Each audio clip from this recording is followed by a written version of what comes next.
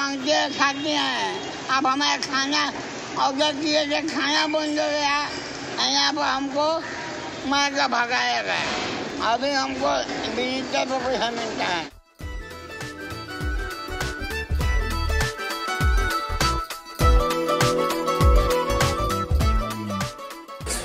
मतलब लोगों के पास कभी भी पैसा नहीं रहता है, ऑनलाइन सबके पास पैसा रहता है, तो आप चाहें तो ऑनलाइन माध्यम से भी इनको पैसा दे सकते हैं।